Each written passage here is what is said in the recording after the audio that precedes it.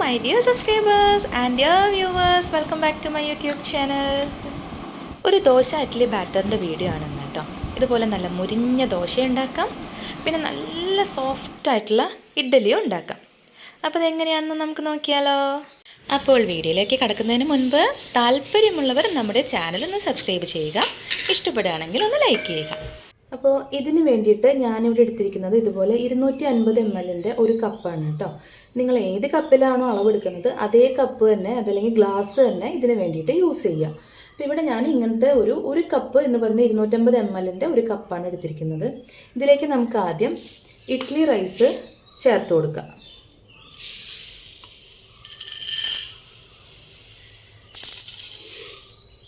ഒരു കപ്പ് ആദ്യം ചേർക്കുക, പിന്നെ ഒരു അരക്കപ്പ് കൂടി, അങ്ങനെ 1.5 കപ്പ് അളവിൽ ഇഡ്ഡലി റൈസ് ചേർത്ത് കൊടുക്കുന്നുണ്ട്. അടുത്തത് എടുക്കുന്നത് പച്ചരിയാണ്. ഇതിലേക്ക് ഒരു അരക്കപ്പ് പച്ചരി ചേർത്ത് കൊടുക്കാം. അരക്കപ്പ് അളവിൽ പച്ചരി ചേർത്ത് കൊടുക്കാം. അടുത്തത് ഉഴുന്നാണ്. ഒരു 3/4 കപ്പ് അളവിൽ ഉഴുന്ന് ചേർത്ത് കൊടുക്കാം.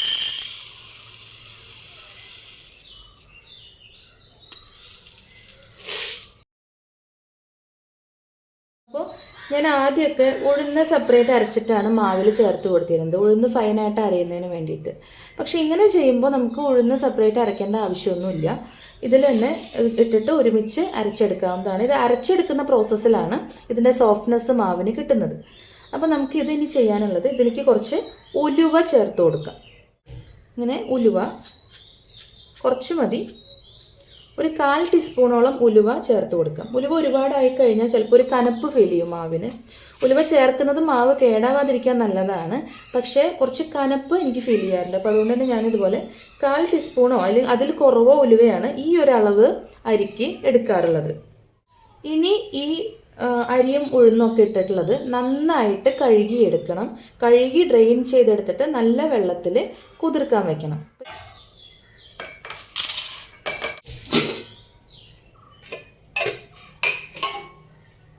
ഇതിലേക്ക് കുതിരാനുള്ള വെള്ളം ഒഴിച്ചു കൊടുക്കാം. ഇതിപ്പം 2 കപ്പിൻ്റെ അളവാണ് ഈ ഒരു കപ്പ് കേട്ടോ.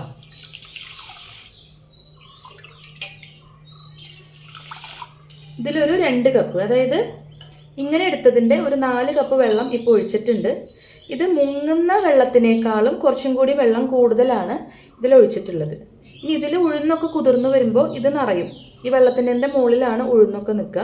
അപ്പോൾ വേണമെങ്കിൽ അല്പം വെള്ളം വേണമെങ്കിൽ ഒഴിച്ചു കൊടുക്കുക, അല്ലെങ്കിൽ ആ ഉഴുന്നിൻ്റെ സത്തുള്ള വെള്ളത്തിൽ തന്നെ നമുക്കിത് അരച്ചെടുക്കുകയും ചെയ്യാം.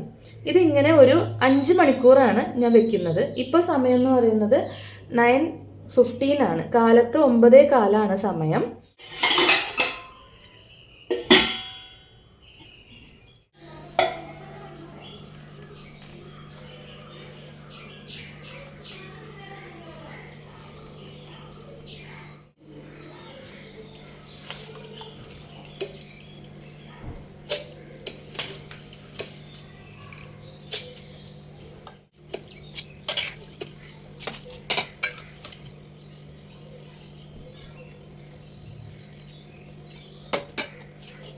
അപ്പോൾ നമ്മുടെ ഉഴുന്നും അരിയും ഉലുവയൊക്കെ കൂടിയിട്ട് നമ്മൾ കുതിർത്തിട്ട് ഇപ്പോൾ ഒരു 5-5.5 മണിക്കൂറോളം കഴിഞ്ഞു.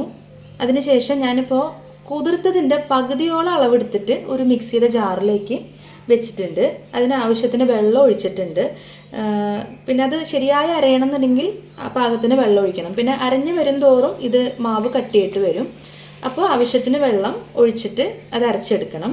അപ്പോൾ പകുതിയോളം ഞാൻ ആദ്യം അരയ്ക്കണത് എന്തിനാന്ന് പറഞ്ഞാൽ, ഒരു ഭാഗം, അതായത് ഇതിൻ്റെ ഒരു പകുതി ഭാഗം നന്നായിട്ട് അരയ്ക്കണം, ഫൈനായിട്ട് അരച്ചെടുക്കണം. മറ്റു പകുതി ഒരു കുറച്ച് തരിയായിട്ടൊക്കെയാണ് നമ്മൾ അരച്ചെടുക്കാൻ പോകുന്നത്. ഇപ്പോൾ ഇത് നമുക്ക് നല്ല ഫൈനായിട്ട് അരയ്ക്കണം. ഇതിലേക്ക് ഞാനിപ്പോൾ തന്നെ ഈ മാവിന് ആവശ്യത്തിനുള്ള ഉപ്പ് ചേർത്ത് കൊടുത്തിട്ടാണ് അരയ്ക്കുന്നത്. അപ്പോൾ ഇവിടെ ഒരു കപ്പിന് ഒരു ടീസ്പൂണോളം കഷ്ടി ഉപ്പ് എന്നുള്ള അളവിനാണ് ഞാൻ എടുക്കുക. അപ്പോൾ നമ്മൾ ആകെ മൊത്തം ഒരു 2-2.25 കപ്പോളം അരിയും ഉഴുന്നൊക്കെ ആയിട്ട് എടുത്തിട്ടുണ്ട്. അപ്പോൾ അതിലേക്ക് ഞാനിപ്പോൾ ഒരു 2 ടീസ്പൂൺ ഉപ്പ് ചേർക്കുകയാണ്. ഒരു 2.5 ടീസ്പൂൺ ഉപ്പ് ചേർക്കുകയാണ് ഇപ്പം. പിന്നെ മാവ് അരഞ്ഞ് അത് പൊന്തി വരുമ്പോൾ ഉപ്പ് നോക്കിയിട്ട് വേണമെന്നുണ്ടെങ്കിൽ അതിനനുസരിച്ചിട്ട് അപ്പോൾ ഉപ്പ് ചേർത്ത് കൊടുക്കാം. ഇനി നമുക്കിത് നന്നായിട്ട് അരച്ചെടുക്കാം. ഇപ്പം നമുക്കിത് നന്നായിട്ട് അരഞ്ഞിട്ടുണ്ടോ എന്ന് നോക്കാം. ഇതിപ്പോൾ നമ്മുടെ ഒരു റവ തരി പാകത്തിന് അരച്ചെടുത്തിട്ടുണ്ട്. നമുക്ക് കുറച്ചും കൂടി നന്നായിട്ട് ഇത് അരച്ചെടുക്കാം. അപ്പോൾ ഈ മാവ് നമുക്ക് ഇഡ്ഡലിക്ക് മാത്രമല്ല ദോശയ്ക്കും കൂടി ഉപയോഗിക്കാനായിട്ട് പറ്റും.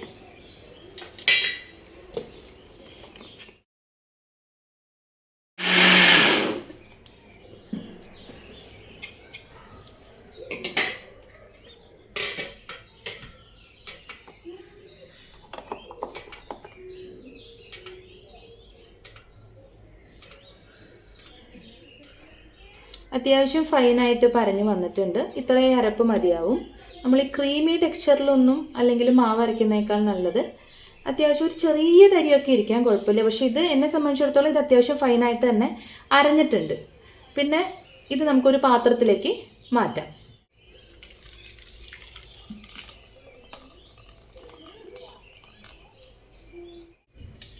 അരി ഉഴുന്നും കൂടി നമുക്ക് അരച്ചെടുക്കാം. ഇതിൽ കുറച്ച് കാര്യങ്ങൾ ചേർക്കാനുണ്ട്. ഇത് കുറച്ച് നമ്മളൊരു റവ തരിയുടെ ഒക്കെ ഒരു പാകത്തിനാണ് ഇത് നമ്മൾ അരച്ചെടുക്കാൻ പോകുന്നത്. ഇതിൽ നമ്മൾ ആദ്യം ചേർക്കുന്നത് രണ്ടാമത്തെ സെറ്റ് നമ്മൾ അരയ്ക്കാൻ പോവാണ്. ഇതിൽ നമ്മൾ ആദ്യം ഈ അരയ്ക്കുന്നതിന് മുൻപ് ചേർക്കുന്നത് ഇതുപോലെ 1 ടീസ്പൂൺ നിറയെ ചോറാണ്. 2 കപ്പ് പച്ചരിക്ക് അല്ലെങ്കിൽ 2 കപ്പ് അരിക്ക് ഈ ഒരു ക്വാണ്ടിറ്റിക്ക് ആണെങ്കിൽ 1 ടീസ്പൂൺ ചോറ് തന്നെ ധാരാളമാണ് കേട്ടോ. ഇതിൽ നമ്മൾ ഉപ്പൊന്നും ചേർക്കുന്നില്ല. ഇത് ഫൈനായിട്ട് വല്ലാതെ ഫൈനായിട്ടും നമ്മൾ അരയ്ക്കുന്നില്ല. റവ തരി പാകത്തിനാണ് നമ്മളിത് അരച്ചെടുക്കാൻ പോകുന്നത്. പിന്നെ ഒരു കാര്യം കൂടെ ഇതിൽ ചേർക്കും. അതെന്തായാലും അരച്ചുകൊണ്ടിരിക്കുമ്പോൾ വേണം ചേർക്കാനായിട്ട്. ഇത് മറ്റൊന്നുമല്ല, റവയാണ്. ഇത് അരഞ്ഞുകൊണ്ടിരിക്കുമ്പോൾ വേണം റവ ചേർക്കാൻ. നേരത്തെ കൂട്ടി ഇതിലേക്ക് റവ ഇടാൻ പാടില്ല. അരഞ്ഞുകൊണ്ടിരിക്കുമ്പോൾ അരപ്പിൻ്റെ ഇടയിൽ നമ്മൾ റവ ചേർക്കുകയാണ് ചെയ്യുന്നത്. അപ്പോൾ ഇത് അത്യാവശ്യം ഈ അരിയുടെയും ഉഴുന്നിൻ്റെയും ഒക്കെ അതേ അളവിൽ അത് മുങ്ങാൻ പാകത്തിന് വെള്ളം ഒഴിച്ചു കൊടുത്തിട്ടുണ്ട്. ഇനി നമുക്കിത് അരച്ച് എടുക്കാം. അപ്പോൾ റവ ചേർക്കാനായിട്ട് ഞാൻ ഇങ്ങനത്തെ ഒരു ഐറ്റം ഉപയോഗിക്കുന്നുണ്ട്. ഇതിലൂടെയാണ് റവ ഞാൻ ഇട്ട് കൊടുക്കുന്നത് കേട്ടോ. ഇത് ഡ്രൈ ആയിട്ടുള്ള ഒരു പ്ലാസ്റ്റിക്കിൻ്റെ കുഞ്ഞൊരു ഈ ഓയിലൊക്കെ ഒഴിക്കാൻ ഉപയോഗിക്കുന്ന ഒരു ഐറ്റമാണ്. ഇതിൻ്റെ പേര് കറക്റ്റായിട്ട് എനിക്ക് അറിഞ്ഞുകൂടാ. എന്തായാലും ഈ ഒരു ഐറ്റത്തിൽ കൂടിയാണ് ഞാൻ റവ ചേർക്കാൻ പോകുന്നത്. അപ്പോൾ നമുക്കിത് അരയ്ക്കാനായിട്ട് തുടങ്ങാം. അത്യാവശ്യം ഒരു പകുതി അരപ്പിൽ വരുമ്പോൾ ഇതിലേക്ക് നമ്മൾ റവ ഇട്ട് കൊടുക്കുകയാണ് ചെയ്യുക.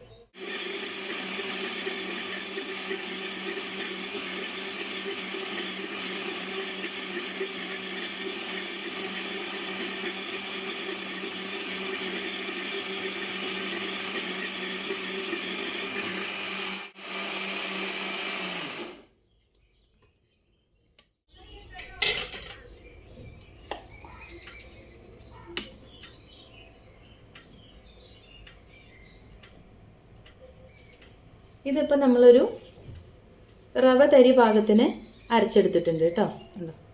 മറ്റേത് ഇതിലും കുറച്ചും കൂടി ഫൈനായിട്ട് അരച്ചിട്ടുണ്ട്. ഇത് റവ തരി പാകത്തിനും നമ്മൾ അരച്ചെടുത്തിട്ടുണ്ട്.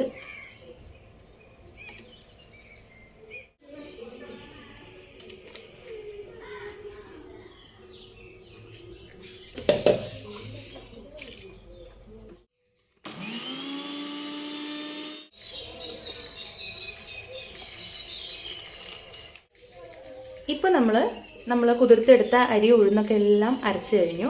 2 തവണയായിട്ടാണ് അരച്ചത്. ഈ 2 തവണ അരച്ചതും കൂടി ഒരുമിച്ചൊരു പാത്രത്തിലേക്ക് ഒഴിച്ചു. ഇനി ചെയ്യാനുള്ളത് എന്താണെന്ന് പറഞ്ഞാൽ ഇത് നമുക്കൊന്ന് മിക്സ് ചെയ്തെടുക്കണം. അപ്പോൾ അതിന് വേണ്ടിയിട്ട് നമ്മൾ കൈ കൊണ്ട് തന്നെ ഒന്ന് മിക്സ് ചെയ്തെടുക്കുക.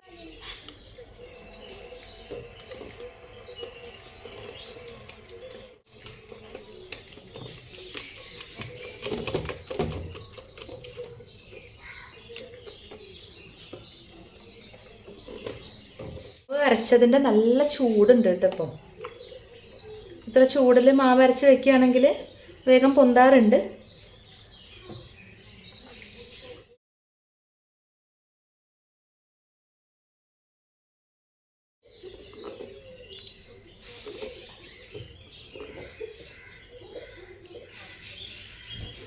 ഇപ്പം നമ്മുടെ ഇഡ്ഡലി മാവ് റെഡി ആയിട്ടുണ്ട്. ഇത് നമുക്കിനി ഒരു രാത്രി മുഴുവനോ അല്ലെങ്കിൽ ഒരു 12 മണിക്കൂർ ഇരിക്കണം ഇതൊന്ന് പൊന്തി വരാനായിട്ട്. ഇപ്പം ഞാൻ അരച്ച സമയം എന്ന് പറയുന്നത് ഒരു 3-3:30 സമയമാണ്.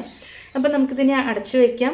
നാളെ കാലത്തേക്ക് ഒരു 4 മണിയൊക്കെ ആകുമ്പോഴത്തേക്കും ഇതൊന്ന് പൊന്തി കിട്ടും. കാരണം ഇപ്പോൾ നല്ല തണുപ്പ് സീസൺ ആയതുകൊണ്ട് തന്നെ കുറച്ച് ടൈം എടുക്കുന്നുണ്ട് പൊന്താനായിട്ട്. പക്ഷേ ഇതുപോലെയൊക്കെ അരച്ച് ഈ ചൂടോട് കൂടിയൊക്കെ വെക്കുകയാണെങ്കിൽ അടുപ്പിൻ്റെ അടുത്തോ അല്ലെങ്കിൽ ചൂടുള്ള സ്ഥലത്തൊക്കെ വെക്കുകയാണെന്നുണ്ടെങ്കിൽ നന്നായിട്ട് പൊന്തി കിട്ടും.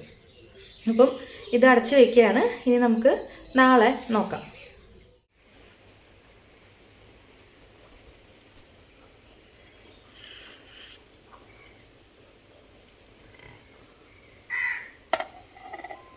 മാവ് നല്ല ഫൈനായിട്ട് പൊന്തി വന്നിട്ടുണ്ട്. ഇത് പൊന്തി പോകുമ്പോൾ പുറത്തേക്ക് ആവാതിരിക്കാനാണ് ഞാനിങ്ങനെ പാത്രത്തിൻ്റെ താഴെ പ്ലേറ്റ് വെച്ചത്. പിന്നെ ഒരു 6:30 ആയപ്പോഴേക്കും ഇങ്ങനെ പൊന്തിയിട്ടുണ്ടായിരുന്നു. ഒരു 8 o'clock 8:30 ആകുമ്പോഴേക്കും ശരിക്കും പുറത്തേക്ക് മാവ് പൊന്തി പോയേനെ. ഇതിപ്പോൾ നമ്മൾ ഇപ്പോൾ വിൻ്റർ സീസണാണ്. ഇതിപ്പം ഡിസംബർ മാസമാണ്. അതുകൊണ്ട് തന്നെ നല്ല മഞ്ഞായിരിക്കുമ്പം ഇതുപോലെ മാവ് പൊന്തി കിട്ടാനൊക്കെ ബുദ്ധിമുട്ടായിരിക്കും. അതുകൊണ്ടാണ് നമ്മൾ ഇന്നലെ ഡേ ടൈമിൽ തന്നെ മാവ് അരച്ച് വെച്ചത്. ഒരു 3 o'clock തൊട്ടിട്ട് മാവ് അരച്ച് വെച്ചത് കൊണ്ടാണ് ഇന്നത്തേക്ക് ഇതുപോലെ നന്നായിട്ട് മാവ് ഫൈനായിട്ട് പൊന്തി വന്നിട്ടുള്ളത്. ഇത് ഒരുപാട് പുളിയൊന്നും മാവിന് പറ്റിയിട്ടില്ല കേട്ടോ. നല്ലോണം പൊന്തിയിട്ടും നല്ല എന്താ പറയുക ടേസ്റ്റി ആയിട്ടുമാണ് ഈ മാവ് പൊന്തി വന്നിരിക്കുന്നത്. ഇത് നമുക്കിതിങ്ങനെ പതുക്കെ ഒരു കയ്യിൽ വെച്ചിട്ട് ഒന്ന് ഇളക്കി കൊടുക്കാം.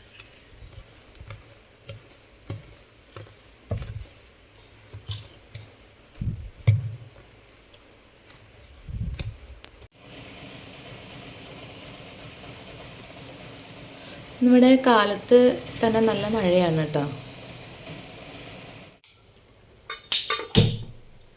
അപ്പോൾ നമുക്കിനി ഇഡ്ഡലി ഉണ്ടാക്കി തുടങ്ങാം.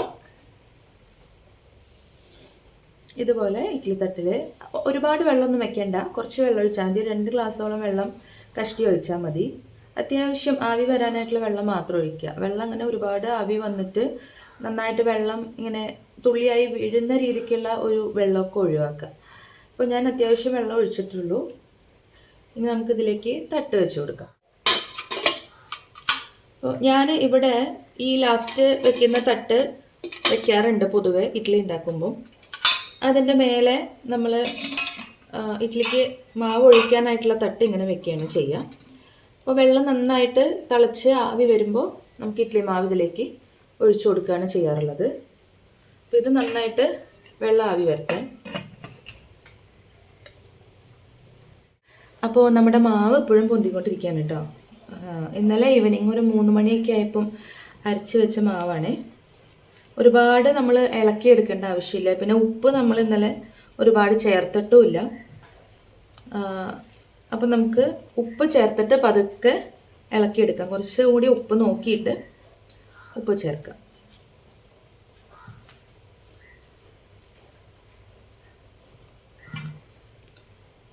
കുറച്ചും കൂടി ഉപ്പ് ചേർത്ത് കൊടുക്കാം.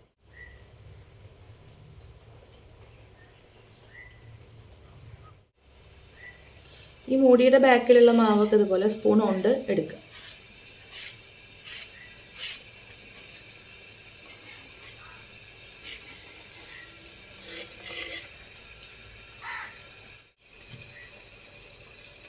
നന്നായിട്ട് ആവി വരുന്നുണ്ട്. വെള്ളം നന്നായിട്ട് തിളയ്ക്കുമ്പോൾ നമുക്ക് ഈ മാവ് ഒഴിച്ചു കൊടുക്കാം.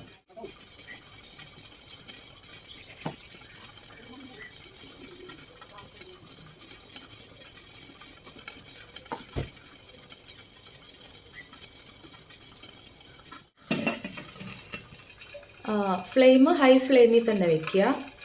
ഒരു 5 മിനിറ്റോളം ഇങ്ങനെ നല്ല ഹൈ ഫ്ലെയിമിൽ വെച്ചിട്ട് കുക്ക് ചെയ്യാം. 5 മിനിറ്റോളം മതി. 5 മിനിറ്റ് വരെയൊക്കെ ആകുമ്പോഴേക്കും നന്നായിട്ട് നമ്മുടെ ഇഡ്ഡലി റെഡി ആയിട്ട് ഉണ്ടാവും.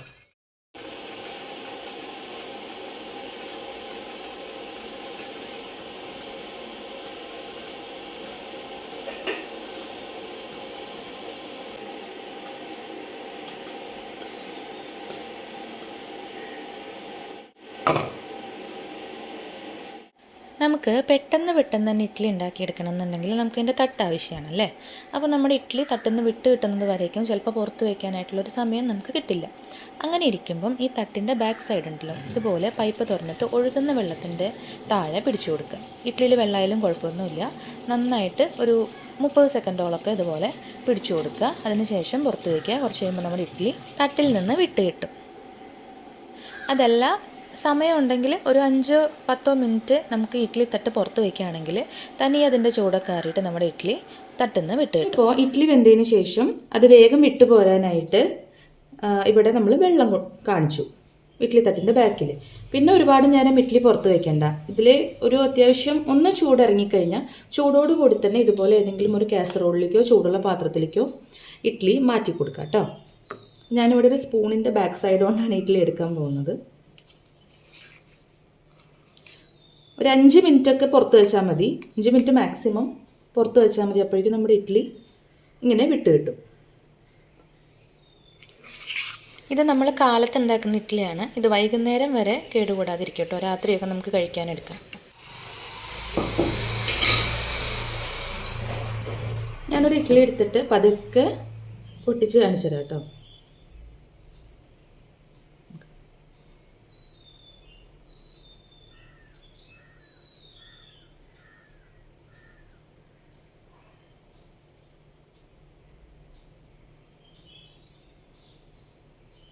കേക്ക് പോലെ ഇരിക്കണം ഇഡ്ഡലി. Soft and fluffy.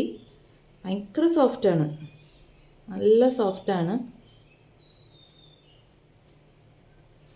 നമുക്കിത് അടച്ചു വയ്ക്കാം. തുറന്നു വയ്ക്കേണ്ട ആവശ്യമില്ല, അടച്ചു വയ്ക്കാം.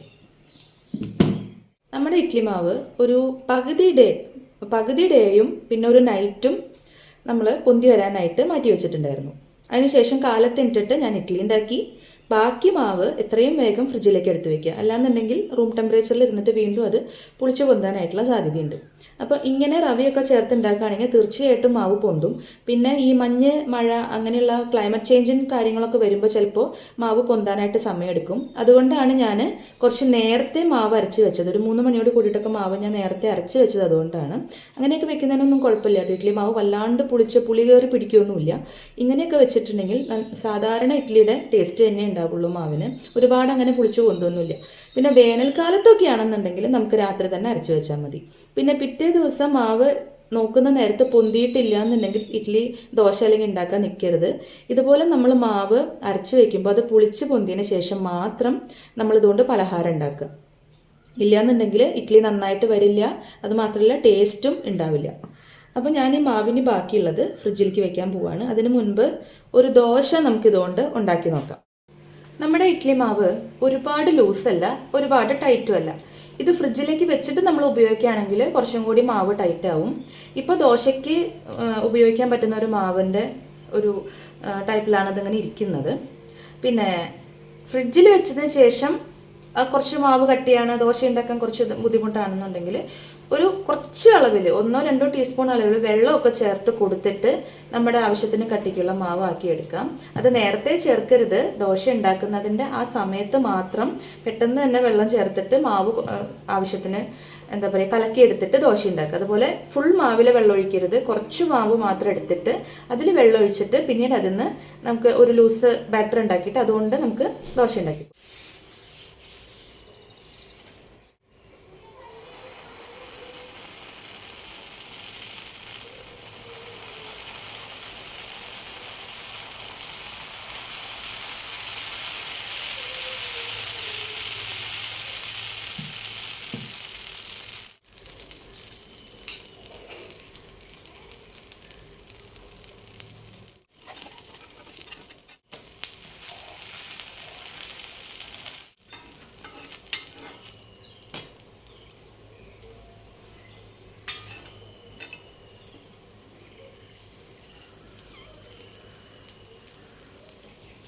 ദോശ ഇതുപോലെ സൈഡൊക്കെ നന്നായിട്ട് മുരിയിച്ചെടുക്കാം.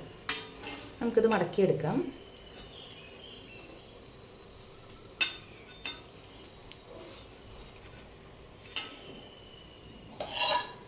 ഒരു പ്ലേറ്റിലേക്ക് വെച്ച് കൊടുക്കാം.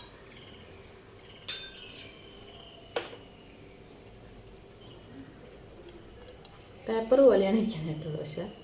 ഈ മാവ് കൊണ്ട് ഏത് ടൈപ്പ് ദോശ വേണമെങ്കിലും ഉണ്ടാക്കിയെടുക്കാം കേട്ടോ. എല്ലാത്തിനും നല്ല ടേസ്റ്റ് ആയിരിക്കും. നമ്മുടെ ദോശ, ഇഡ്ഡലി ഒക്കെ റെഡി ആയിട്ടുണ്ട് കേട്ടോ. ഈ മാവ് ഉണ്ടാക്കിയെടുക്കാൻ വളരെ വളരെ എളുപ്പമാണ്. നല്ല ടേസ്റ്റി ഇഡ്ഡലി, ദോശ.